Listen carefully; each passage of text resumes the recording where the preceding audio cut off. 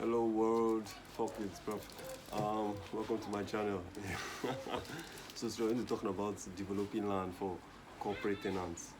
I like I already started like that. So I had this conversation.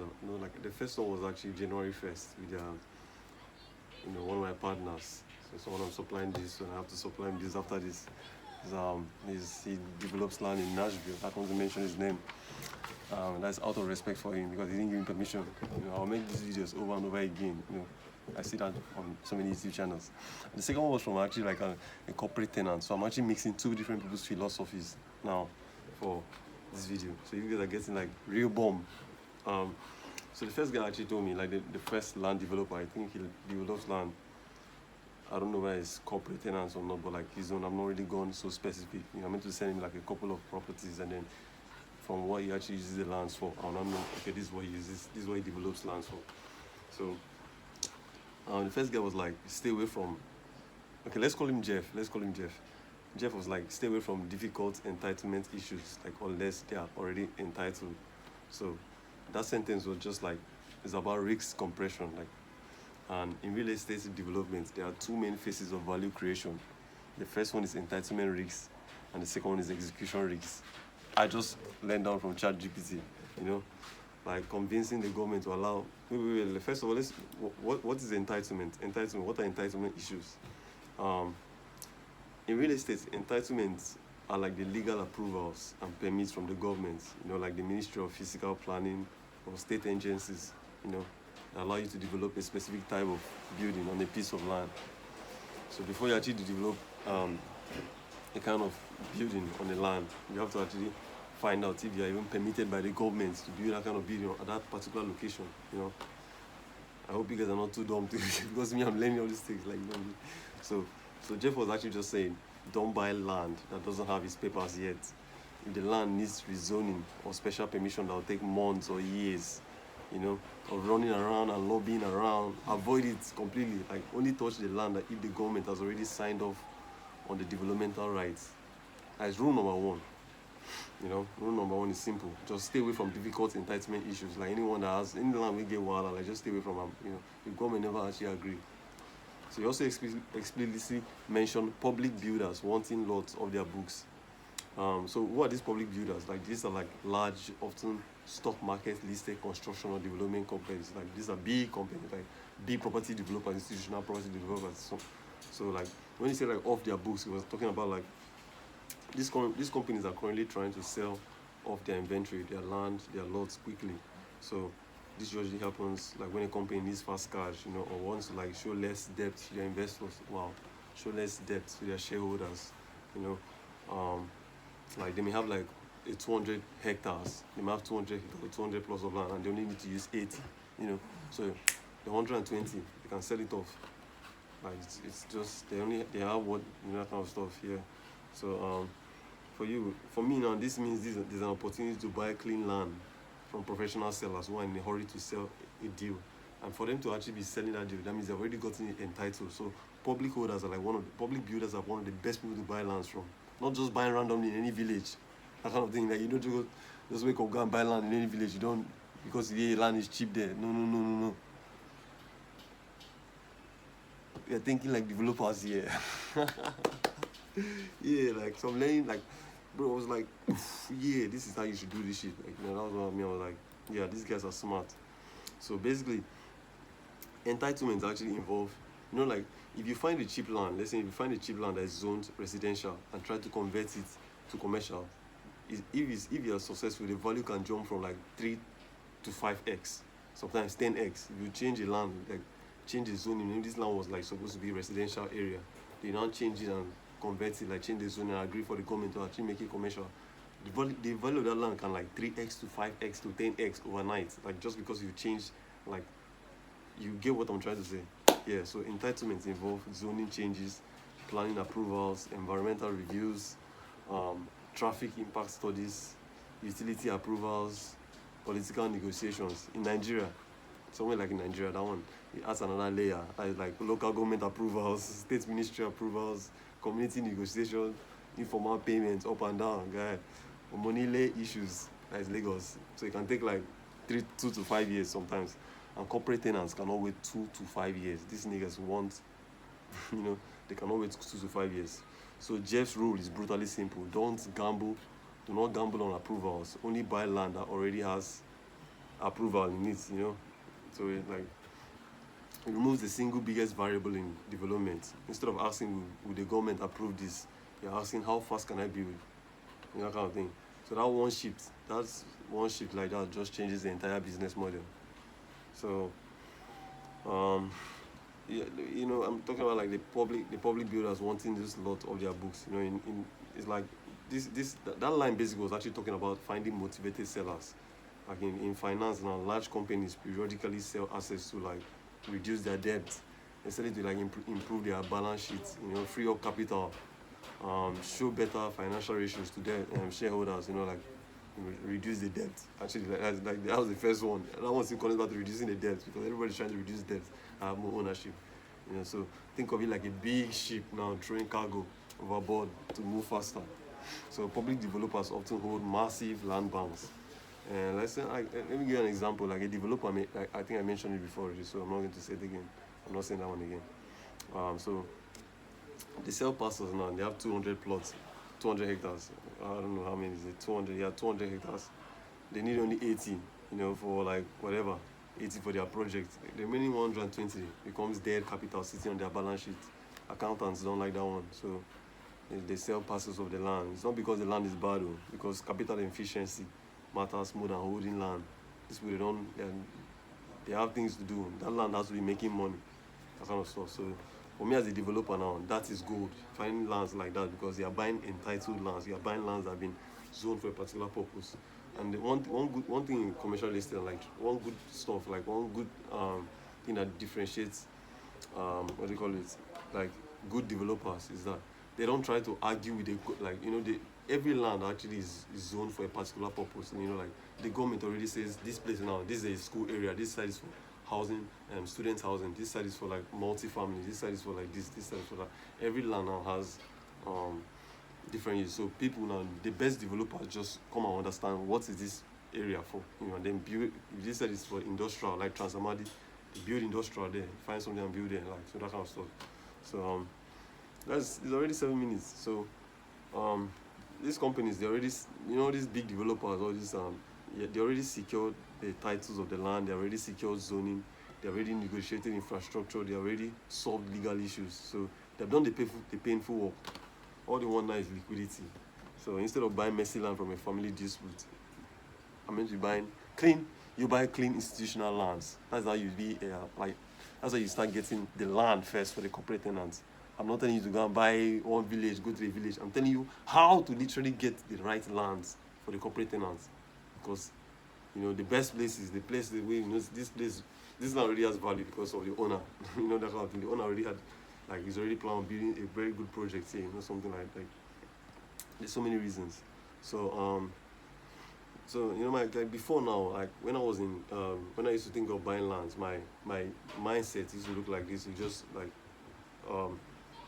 buy cheap land, just speculate, just buy land from anywhere, that kind of any kind of zone, just buy land, you can even buy land, raw land outside city zones, city growth zones, like me now. The time I bought land in Akwa Ibom, I think that was my mom, my family bought it for me.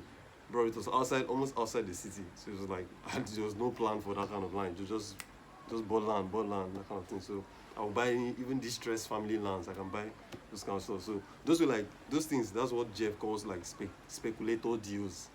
That is a terrible plan for someone else to be a developer for corporate tenants. So after meeting Jeff and talking to Jeff, the rule now for my pipeline now has become entitled land first. Is this land entitled? Infrastructure ready land. I think I'm going to explain that one later, because that one you can use the land for even power grids. As if it's actually zoned for that particular purpose. Institutional sellers, that is from big property developers, big that kind of stuff, and prime corridors. So guy, it's like you're distracting me, Kingsley.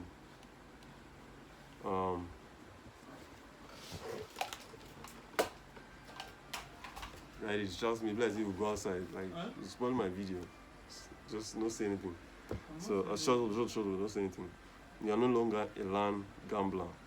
You're becoming a developer operator. Like that's completely like a different profession.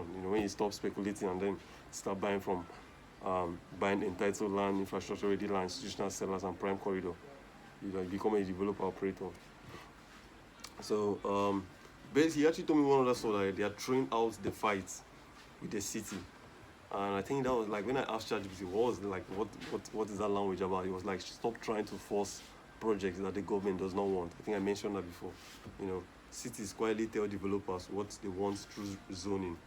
They can want the zone, you can see example like industrial zone, commercial zone, residential mixed use zone.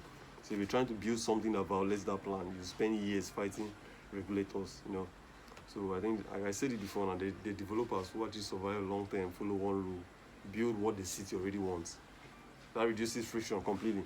In Nigeria now, that equivalence. I don't know why I keep bringing Nigeria because I'm in this state. So in Nigeria now, the equivalent, the equivalent fight now looks like this: land use, conversion delays, physical planning approvals, then environmental impact disputes, drainage setbacks, like road alignment conflicts. If it's Port Harcourt, that drainage setback, they will do that one for you. Every one of those delays kills your timeline. So time kills development returns. And keeping the government already said yes assets. This is the most important sentence. I bet close door. Close door for me. This is the most important sentence. It describes the holy grail of development sites. A perfect development site has 4 characteristics. Yeah. Clean title, approved zoning, infrastructure access, market demand. So when Jeff says something like government already says yes, I think I was talking about like the project can start immediately. No political friction, no legal friction, no regulatory friction, only construction, that kind of stuff. So I think he actually gave me like the master plan for like getting the perfect land. So then I actually met another developer. This guy develops for like corporate giants. This guy, Jeff, now just develops land. I don't really know exactly where, that kind of thing. So this other guy, let's call him Jay. Let's call him Jay. So Jay develops lands for Starbucks, Bank of America, you know what I'm saying, like all those Dunkin' and Donuts, like corporate tenants, all those guys. So corporate tenants behave like risk-adverse machines. The expansion process usually looks like this. According to the average, like the normal developer, like this is how the normal developer actually does. Wait. The corporate tenants, their process looks like this. They identify the market, they identify locations, they sign lease, they start build out, that kind of stuff. So their board does not want to hear we are waiting for zoning approvals. They want to hear like we can open in 12 months. So developers who control the entitled land become extremely valuable. They remove uncertainty, that kind of thing. So Clint now, so the J masterclass Jay taught me a different strategy. His own was find where the corporate tenants want to move to first.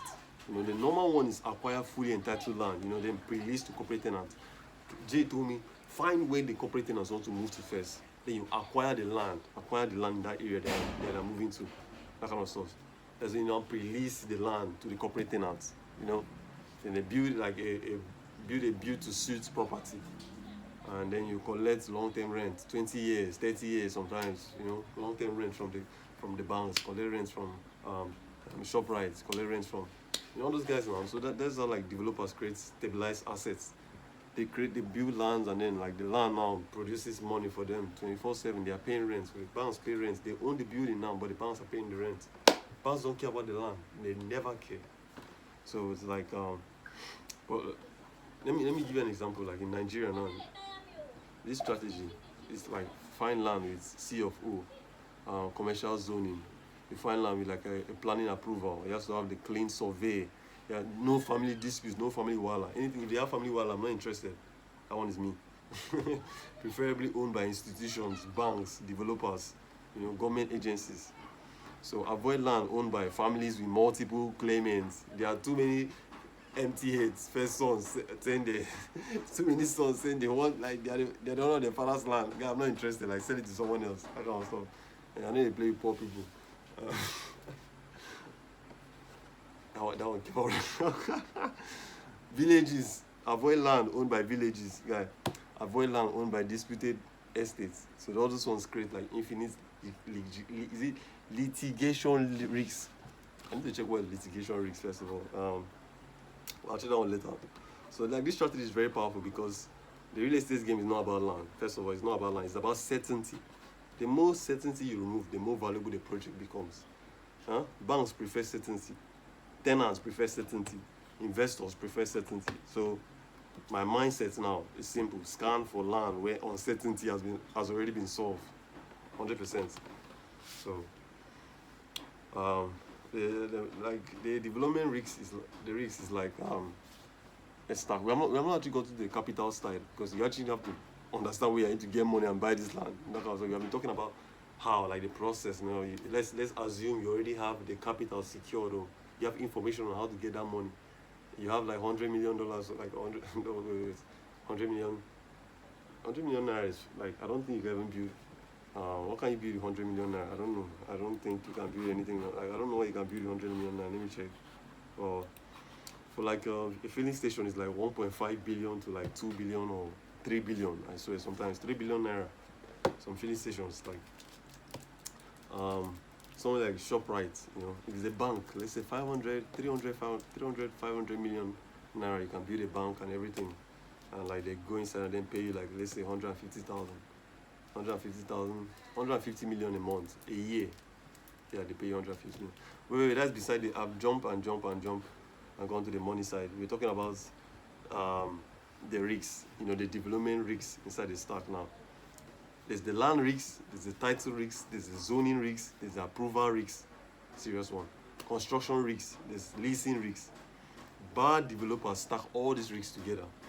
The elite developers remove risks one layer at a time. You remove the land risks, they mention it again. Land risks, title risks, zoning risks, approval risks, construction risks, leasing risks. You remove all of them. Yeah. So Jay's instruction was remove the Jeff now, his instruction was remove the biggest risk, that's approval risk, that's entitlement. Make sure your land is entitled first of all. No corporate tenants also come and struggle with the government or be inside your drama. They'll never answer you. I swear, get out. That's the first thing you should put if you are even selling a private equity. We want to get a land for. We want to we want you to be one of the, how would I say, be a part of the debt. Bring your money, let's say 300 million naira. I want to talk to a Nigerian private equity. Bring 300 million naira. I have this amount. The bank has brought 60%. I want to build a filling station or another ShopRite, and ShopRite has agreed. That kind of stuff. You need to. The first thing I need to tell them is the land has been entitled, unless they're not even serious. How did ShopRite agree to you to allow you build a land for them so they can be your tenants when your land is not entitled? The government has not approved these things. It doesn't make sense. I don't think so. Approval is number one. Approval risks, the land risks, the title risks, the zoning risks, the construction risks, and the leasing risks. That's enough risks for now. So my human side now, I have if you saw that thumbnail, my thumbnail has the human side and the machine side. So the human side is negotiating land, building relationships, convince tenants, that's Starbucks or KFC. Zenith Bank. I think Nigerian banks like to own the building, but I think some of them, or let's say if it's Chase or Bank of America, they will love you to take care of that side. So the machine side is mostly analyzing zoning apps, detect distressed sellers, track corporate expansion, map infrastructure growth, and so when these two now, the human side and machine side combine, I become what institutional developers actually are, a deal intelligence system disguised as a person. I don't think that's what this one was ChatGPT's mumbo jumbo. I become an elite developer. That's what it is, not all this rubbish is saying. Yeah, so basically, if you want to summarize what Jeff now told me in the Nigerian context was stop chasing wahala land. Don't chase wahala. Don't try to process papers for difficult lands, difficult plot of land. Instead, look for big companies that are selling off their land quickly.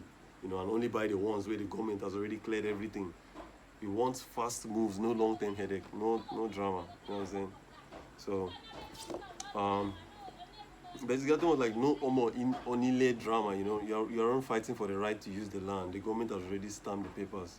The first sale advantage, since these big companies want the land of their market, of their booths, they're likely selling at the discount or under favorable terms just to get the cash quickly. You know what I'm saying? So speed to market, you can move your caterpillars on the land tomorrow. Once you have the land, once you buy the land, you're paid cash. Like you can move start building for your tenants. Because you're not waiting for C of O or like a building permit. Sharp, you don't enter. So yeah, like I think this was like my video for corporate tenants, and I'm into you. The next one is about building in Nigeria, specifically River State. So this was this